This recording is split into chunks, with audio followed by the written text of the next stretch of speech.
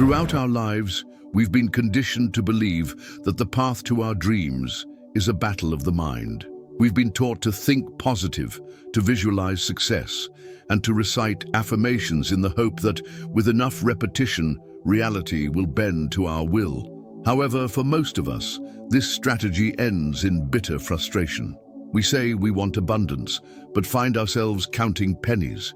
We claim to be worthy of love, but attract relationships that hurt us.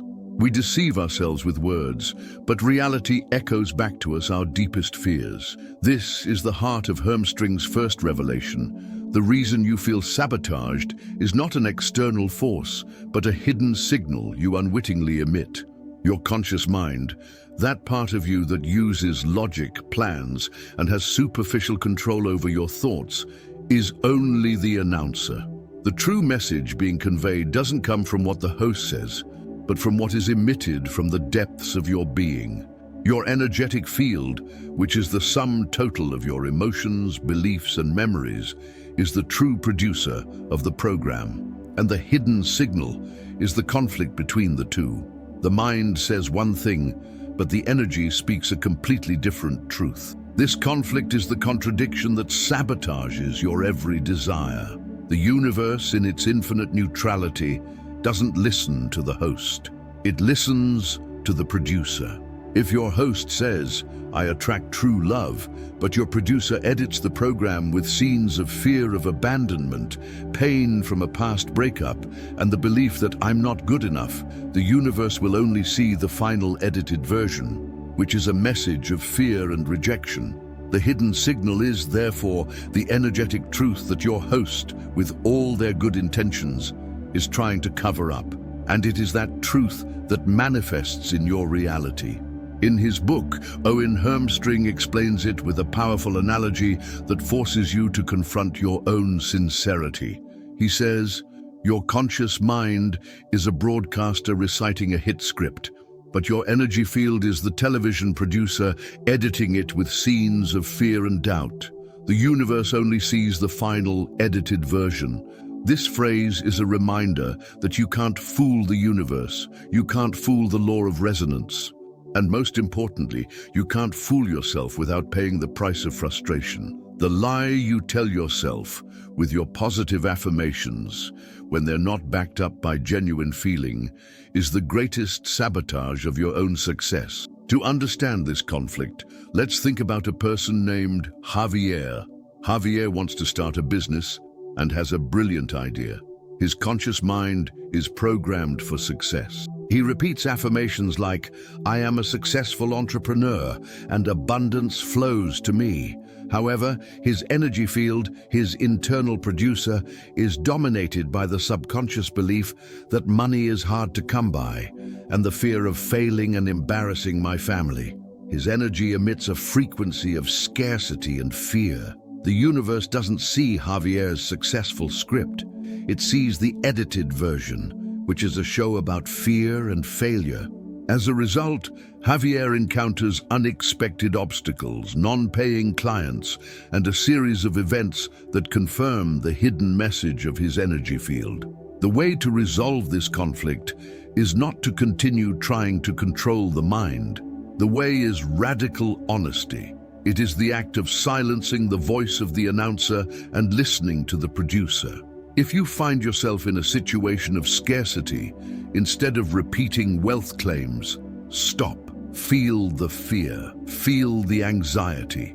Acknowledge it without judgment. Tell your energy field, "I hear you. I understand you are afraid."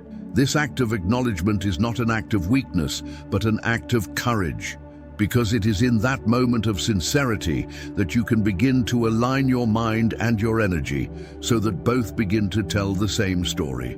In the end, the hidden signal is a symptom, not the cause.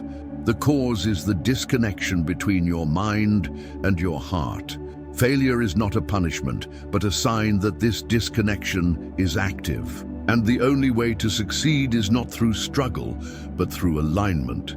Through making your mind and your energy become one voice, a voice of certainty and coherence that the universe not only hears, but must obey.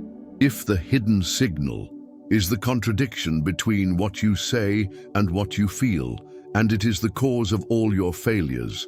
Then the next piece of the puzzle is understanding why that signal is so destructive. This is where we encounter one of the most difficult truths of manifestation. The universe plays no favorites. It doesn't judge you, but it responds with perfect fidelity to the frequency you emit. And the strongest frequency you can emit is that of despair. This is the heart of the second topic, the echo of lack, why despair is the worst messenger. Despair isn't just an emotion, it's a statement. It's the energy that screams, "I don't have it, I need this to be happy, my life isn't complete without this." This low vibrational frequency is the worst messenger you can send to the universe because it's not just a weak signal, but a clear command. Despair is the strongest conviction that you're lacking something, and the universe, in its perfect neutrality, listens to the conviction, not the desire that caused it. Despair is the vibration of lack, and the universe responds with more circumstances that will make you feel that same lack. It's as if the universe were a vast echo chamber. If you stand in the center and shout, "I'm afraid," the echo will echo back to you, "I'm afraid." If you shout, "I need help," the echo will echo back to you, "I need help." You can't shout a message of lack and expect the echo to echo back to you a message of abundance. Despair is the cry of lack, and the echo that the universe returns to you is the echo of lack. In his book, Owen Hermstring explains this with a clarity that debunks the myth that with enough need, the universe will help me. He says, "The universe doesn't respond to your need, it responds to the frequency of need, and desperation is the highest frequency you can emit. It's the cry of, 'I don't have,' and the universe responds with more, 'I don't have.'" This phrase is a reminder that desperation isn't a manifestation strategy, it's self-sabotage. Let's consider the story of a person named Martha. Martha is desperate to find a partner. She signs up for dating apps, goes to social events, and constantly talks about her desire to find someone, but her energy is one of desperation. Her mind says, "I want a partner," but her energy field screams, "I am incomplete without a partner, I can't be happy alone." The universe, upon receiving this signal, responds with an echo of lack. Martha attracts unavailable people, lives in relationships that confirm her loneliness, or simply encounters a series of rejections that reinforce her belief that love is impossible for me. Martha's failure isn't due to a lack of opportunities, it's due to the desperation she emits. The most common mistake is believing that desperation is a motivating force. We believe that if we need something badly enough, it will drive us to take action to achieve it. But desperation is a low vibration emotion that clouds your judgment, leads you to make impulsive decisions, and causes you to project an energy that alienates others. Action born of desperation is not inspired action, it is forced action, and forced action always produces forced and often disappointing results. It's like trying to convince someone to love you out of desperation. The harder you try, the further they drift away.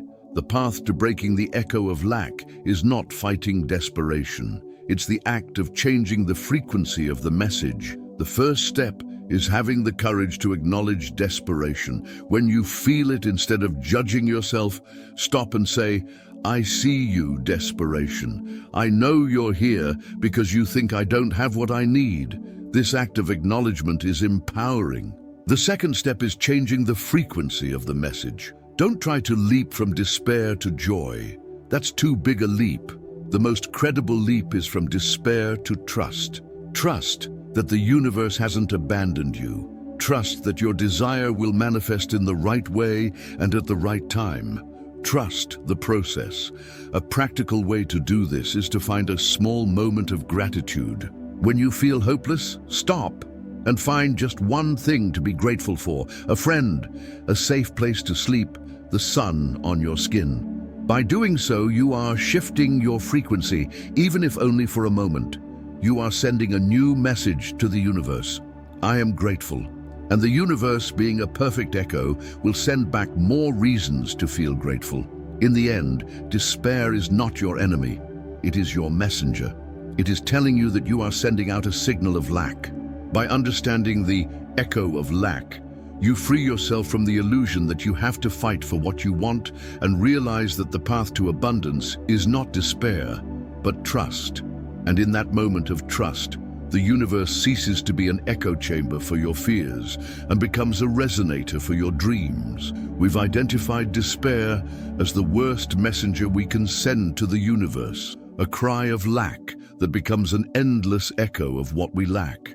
But where does that despair come from? It comes from a place of deep fear, from the belief that if we don't control every detail, everything will fall apart. This is the heart of the third topic, the antidote to control. Stop fighting and start trusting. The need for control is not a strategy, it's a symptom of fear, and its antidote is the most liberating act of all, the act of letting go. Most of us have been conditioned to believe that control equals success.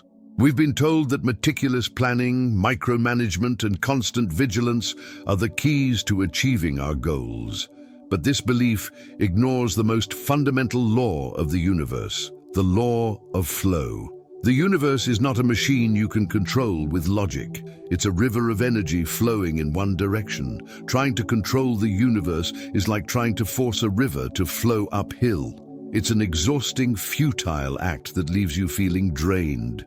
Despair is born from the frustration of this futile effort. You feel hopeless because, deep down, you know you're not in control. In his book, Owen Hermstring frames this with an analogy that forces you to reflect on the nature of your struggles. He says, "The need for control is not a strategy, it's a symptom of fear. The antidote is not to try harder, but to let go. And in that act of letting go, the universe can finally flow through you." This phrase is a complete twist. It removes us from the illusion of struggle and places us in the reality of flow. Control is an attempt to fill a void of confidence with forced action. Confidence, on the other hand, is the energy that fills that void, allowing action to flow naturally and in an inspired way.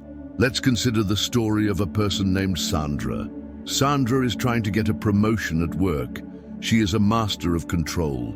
She checks every email 10 times, stays late to make sure everything is perfect, and tries to manipulate every conversation with her boss to get the outcome she wants. Her controlling energy is palpable. Her energy field is one of fear, of the belief that if she doesn't control every detail, she will fail. The universe, scanning this energy, sends back what she's sending out. Things spiral out of her control. Her boss becomes more evasive, her colleagues avoid her, and projects are delayed. Sandra isn't failing because of her lack of effort. She's failing because of her need for control. Sandra's turning point occurs when, exhausted by the struggle, she decides to let go. In a moment of pure despair, she tells herself, "I can't do this anymore. Whatever has to happen will happen." In that moment, in that act of surrender, her energy shifts. The tension in her body dissolves. Her energy field shifts from fear to flow. She's no longer trying to force the outcome. She's simply doing her job with a new, confident intention. Surprisingly, a couple of days later, her boss calls her in for a meeting. The conversation doesn't feel forced. It flows. The result is a promotion, given not because of her control, but because of her trust. The most common mistake is confusing the act of letting go with the act of passivity. People think that if they let go of control, they'll become lazy, irresponsible, or stop acting. But letting go of control doesn't mean stopping acting. It means shifting the energy behind your action. It means moving from forced action, born of fear, to inspired action, born of trust. Inspired action feels like a calling, not an obligation. It's the difference between a swimmer fighting the current and a surfer riding the wave. Both act, but one does so with effort, and the other with the flow. The path to mastering the antidote to control is a daily practice of radical trust. First, you must recognize the fear that drives you to control. When you feel the need to micromanage or worry about the outcome, stop and say, "I see you, fear." Second, you must practice surrender. Take a moment to breathe deeply, and as you exhale, visualize letting go of the need to control. Third, you must consciously choose trust. Find one thing in your life that you trust and stay with that emotion. It could be trust in your ability to breathe or in the sunrise. Use that small spark of trust to ignite a bigger fire. In the end, the need for control is the biggest barrier to manifestation. It's the energy that sabotages your desires. But by letting go of it, you don't become powerless. You become more powerful than ever. You realize you don't have to fight for what you want. You have to trust that the universe, in its infinite wisdom, is working in your favor, and that your only job is to flow with it. We have reached a crucial turning point in our journey. If despair and control are the worst messengers, and the universe only responds to the truth, what new message must we send? The answer is not a complicated strategy, but a simple and powerful action: sincerity. This is the heart of the fourth topic: sincerity as a frequency, the only truth that attracts, and it is the antidote to the hidden signal that has sabotaged your desires. Sincerity is the purest frequency you can emit, and it is the only one that has the power to align your mind with your energy to create a reality of coherence. The sincerity we are talking about is not simply being honest with others. It is an act of brutal honesty with yourself. It is the moment when you stop lying to yourself and putting on the mask of positivity we discussed in previous topics. It's the act of looking directly at your fears, your doubts, and your wounds, and instead of repressing them, you acknowledge them without judgment. It's the voice that says, "Yes, my mind wants abundance, but right now, my energy is filled with the fear of scarcity, and that's okay." This act of acknowledgement is not an act of weakness, but the bravest act you can perform, because it frees you from the internal war. The problem with most personal development strategies is that they invite you to fight your feelings. They tell you that fear is bad and that you should replace it with faith. But fear, anger, or sadness are just energy that needs to be processed, not repressed. When you fight your feelings, you strengthen them. The act of honesty invites you to do the opposite, to acknowledge them, to give them space, and from that acknowledgement, to choose a path of love. It's like a musician who knows their instrument is out of tune. Instead of forcing a melody, you take the time to fine-tune each string one by one until the instrument emits a perfect harmony. The act of sincerity is the process of tuning your being. In his work, Owen Hermstring explains this with a phrase that is the antidote to the deception of false positivity. He says, "Sincerity is not the absence of fear. It is the courage to feel fear and choose love anyway. It is the only bridge that connects your mind and your energy." This phrase gives you permission to be human, to feel the full spectrum of your emotions, while keeping your focus on the direction of your desire. Sincerity is the bridge that connects mind, direction, and energy, force, creating a coherent flow that the universe can understand. Let's consider the story of a person named Richard, who has lived with the emotional anchor of failure. He wants a new job, but doubt, like a constant noise, tells him, "You've failed before, it will happen again." Ricardo, in his attempt to be positive, ignores that doubt and forces a smile. But his energy continues to scream fear. The turning point for Ricardo isn't when he gets a new job. It's when he sits down and performs the act of honesty. Instead of forcing an affirmation, he asks himself, "What do I really feel?" The answer is fear, pain, and shame about his past failure. Ricardo doesn't judge himself. He allows himself to feel those emotions. He writes in a journal, not what he wants, but what he feels. In that act of radical honesty, something changes. As he stops fighting his fear, fear loses its power over him. It is no longer a controlling force. It is simply a sensation that can be observed. After experiencing fear, Ricardo, with full awareness, chooses trust. He chooses to believe that the past was a lesson, not a failure. In that moment, his mind and energy align. The desire for a new job is no longer a plea, but a coherent expression of a person who has already healed. His new energy attracts people and opportunities that didn't exist in his world of fear. The path to sincerity is a daily practice. It is the act of self-observation without judgment. It is doing an emotional check-in in the morning and at night. It is asking yourself, what is the truth of my heart right now? If the answer is a low-frequency emotion, instead of trying to change it, you acknowledge it, and from that acknowledgement, choose the emotion that serves you. It is the power of conscious choice over the autopilot of reactive emotion. By mastering the act of sincerity, you free yourself from the lie your energy was telling you for you. You become a clear and coherent channel of your own truth. And in that moment, the universe ceases to be an adversary and becomes a perfect collaborator, because it finally has the clear signal it needs to manifest the reality that your being, in perfect alignment, is ready to receive. We've discovered the power of sincerity, that act of courage that allows you to confront the truth of your energy. But once you've freed yourself from the lie, what do you do next? If your energetic field is a microphone that has been transmitting a confusing signal, the next logical step is to tune it to the frequency of your desire.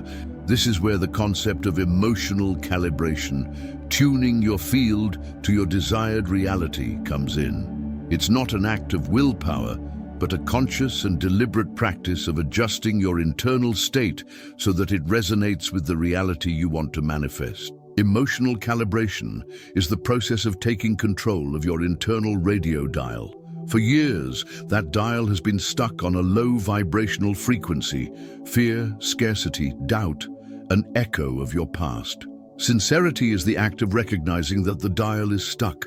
Calibration is the act of slowly and intentionally beginning to turn it toward a new frequency, one that represents the joy, peace, and abundance you desire.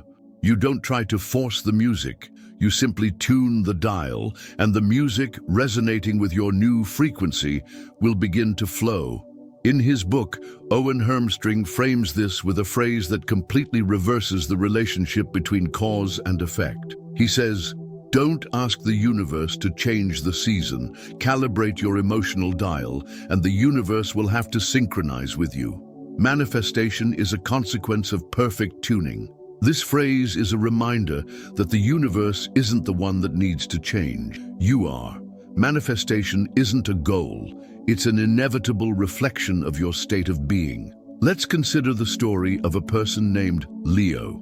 Leo spent most of his life on the frequency of worry. Whenever he faced a challenge, his automatic pattern was anxiety. After learning the power of truthfulness, he allowed himself to feel that anxiety, which gave him a sense of relief. But in that space of relief, Leo makes the decision to calibrate his energy field. He begins with a simple but powerful practice. Every morning, he sits in silence and consciously chooses to feel gratitude for just one thing in his life, no matter how small. Gratitude for the cup of coffee, for the sun shining through the window, for the peace of a moment of silence. This act of Leo's is not a simple exercise. It is the act of creating a new frequency. The emotion of gratitude is a high-frequency vibration. By choosing to feel it, Leo is retraining his nervous system, showing it that this new emotion is safe and familiar. Over time, the frequency of gratitude becomes Leo's new comfort zone. His old self, the self of worry, fades because it is no longer the dominant frequency. In this state of gratitude, ideas flow, opportunities appear, and people are drawn to his energy. Leo did not attract success through willpower, but through the conscious choice of his new frequency. The most common mistake is trying to make too big an emotional leap. If you are in a frequency of fear, attempting to jump to the frequency of ecstasy is a shock to your system. It is a leap that your mind and body don't believe. The key is in the small leaps. If you are in a frequency of anxiety, the most believable leap is to peace. If you're on a frequency of resentment, the most credible leap is toward forgiveness. Each small conscious leap is an act of calibration, a note in the new symphony of your life. The path to emotional calibration is a daily practice. It's the commitment to be conscious of your choice. You can do this through meditation, through journaling, through spending time in nature. Each of these acts helps you anchor yourself in your new frequency and make it more familiar to your system.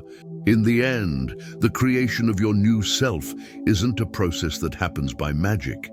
It's an act of responsibility and choice.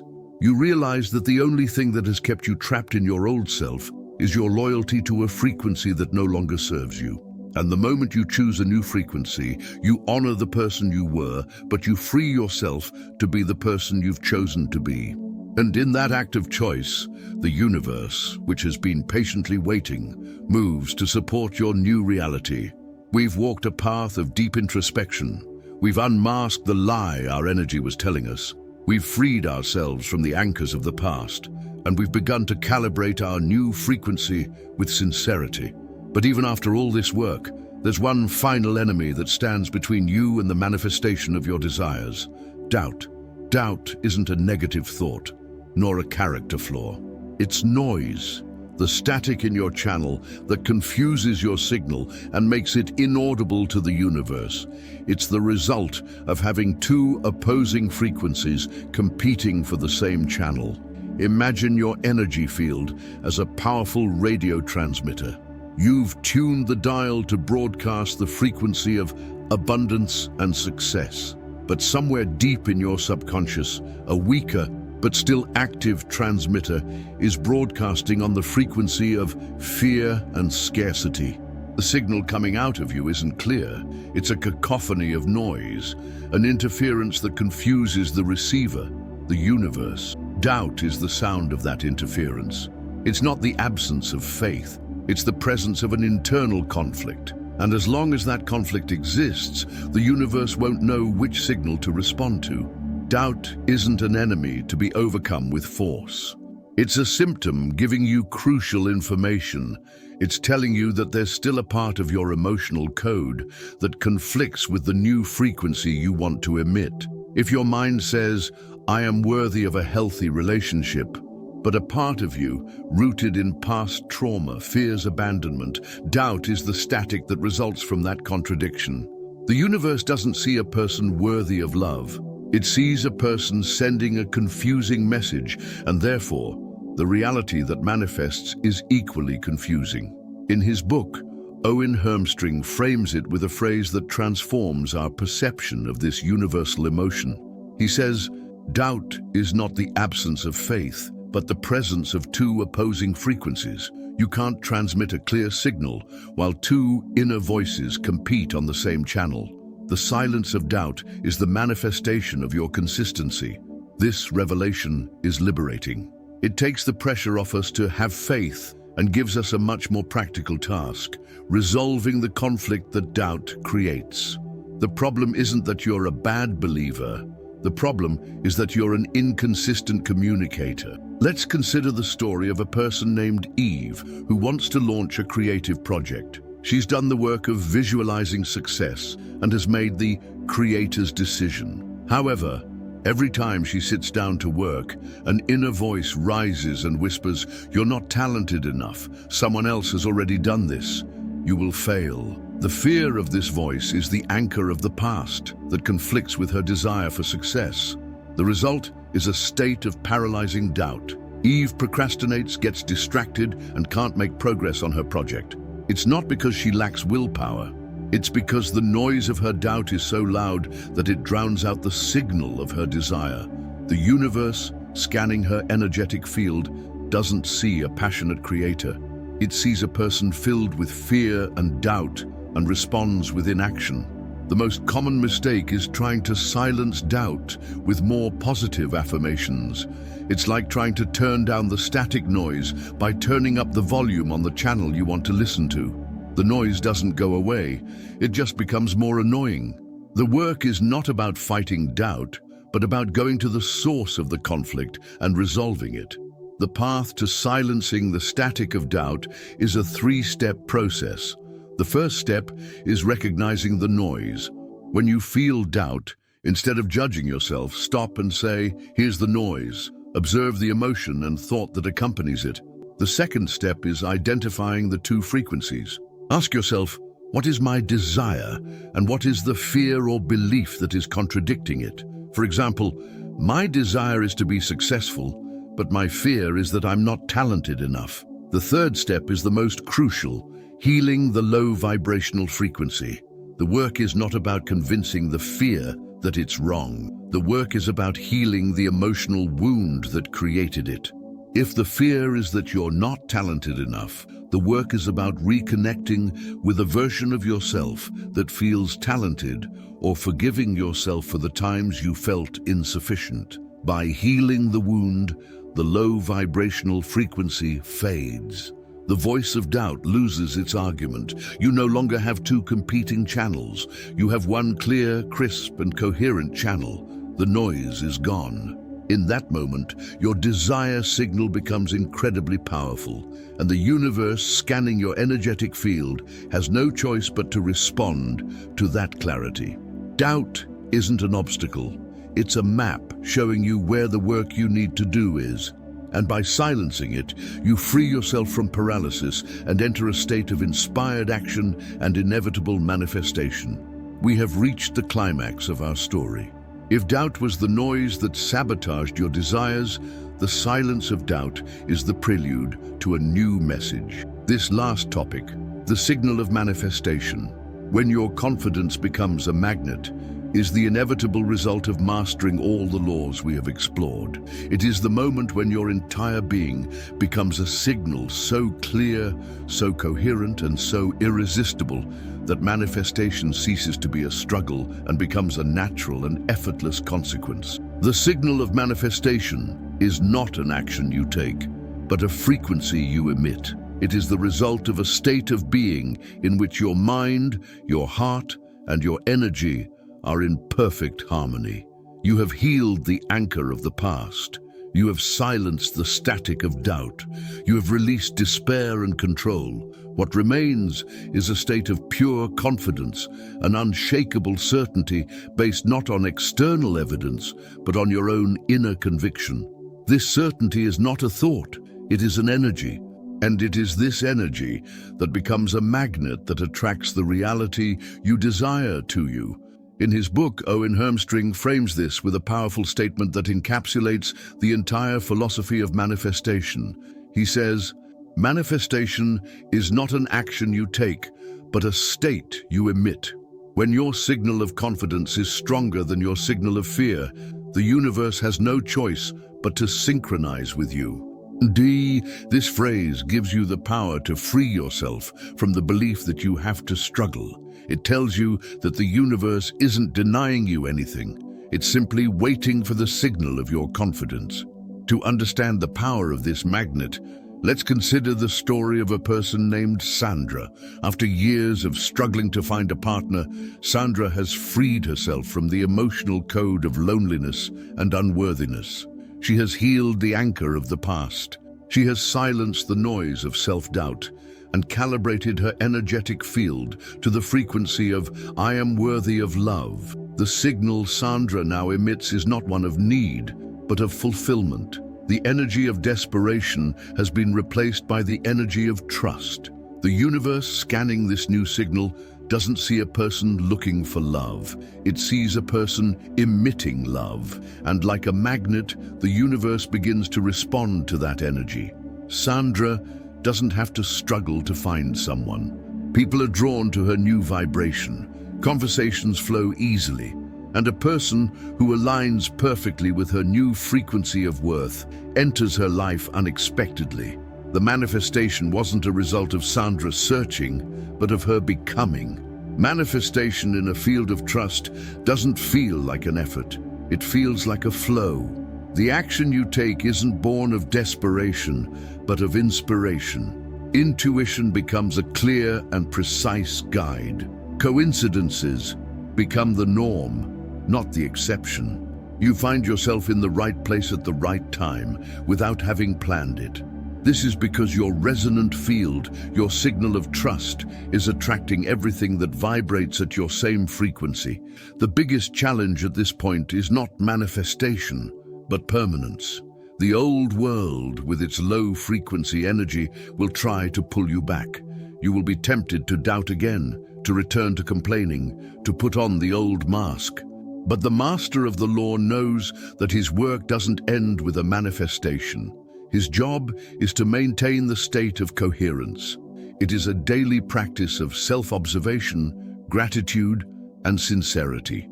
It is the commitment to honor the truth of your heart in every moment, regardless of what the outside world shows you. In the end, Hermstring's revelation, which began with the harsh truth that your energy was lying to you, ends with the glorious truth that your energy is the most powerful tool for creating your reality.